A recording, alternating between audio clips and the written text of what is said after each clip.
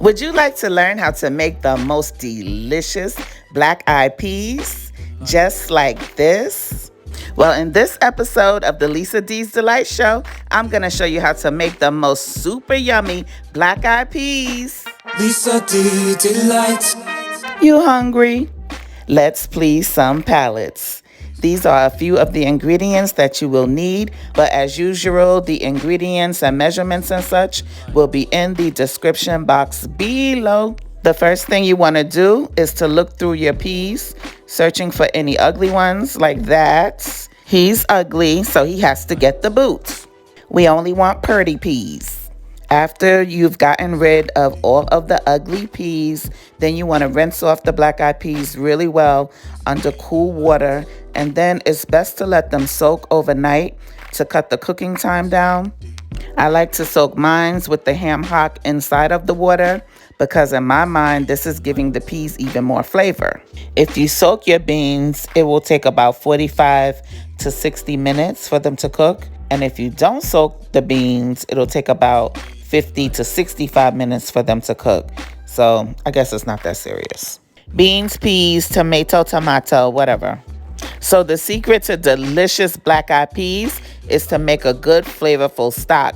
So we're going to make our own homemade stock for our black-eyed peas. So we're going to chop our veggies in two styles. One is going to be chopped thick and chunky, and that's going to be for the stock because that's going to cook down and disintegrate and go off into flavorland. And then we're going to chop the other veggies kind of fine because those are going to be added to our peas and they're going to be visible and have a bite to it. Let's begin to make this homemade stock by adding some butter into a pot on medium-high heat. Here's my second secret ingredient, uncured bacon jam. Oh my God, it's so good. Also add in some ham concentrate, some pimento seeds, and some bay leaves. Now back to that bacon jam. It is the bomb. It's actually spreadable maple bacon. It has the finest hunks of tender pork belly in it, combined with caramelized onions and brown sugar. So good. I use that instead of brown sugar. I get it from Walmart, but if you can't find it, you can just use a little brown sugar and some bacon grease instead. And if you don't eat pork, I hope things get better for you. Add in all of the largely diced vegetables and let that saute for about 3 to 4 minutes. And then add in the ham hocks. If you don't eat pork, you can definitely use smoked turkey. But some kind of smoked meat is definitely a must. Add in enough water to cover the ham hocks and let that come to a boil and cover the pot. And after about an hour and a half-ish, your ham hock should be nice and tender.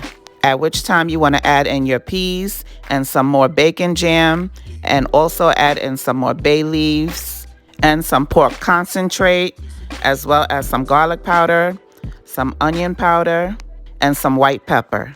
Forgive me, the measurements on the screen are wrong. As I said, the correct measurements and stuff will be down in the description box. But for the most part, when cooking, you really have to taste as you go and adjust the seasoning to your preference. For instance, I didn't use any salt because the pork concentrate is already pretty salty. Bring this to a boil and then reduce the heat to medium. Cover the pot and let the peas cook for about an hour. But stir them up periodically. Check them in an hour and see if they're nice and soft. And check your broth. If you need to thicken your gravy, then this is how you thicken the gravy. Take some peas out and put them in a bowl and smash them down with the ladle. And then you add the smashed peas back into the pot. And that's how you can go about thickening up your gravy. I like to add my finely chopped veggies in at the last 15 minutes of cooking. That way they don't cook down and you can still see them. They're visible and they have a little bite to it. Lisa D Delight. Look at God. Won't he do it? Yes, he will. When I tell you that these peas were good, they were so delicious. Thank you to my Lord and Savior for always blessing me and the LDD family. Father, we love you, praise you, and can do nothing without you. Boo-boo, if you make your black-eyed peas the Lisa D way, you will definitely have a lot of luck in the new year. Tell me in the comments if you believe that black-eyed peas bring good luck. Thanks for watching. God bless you. Happy New Year.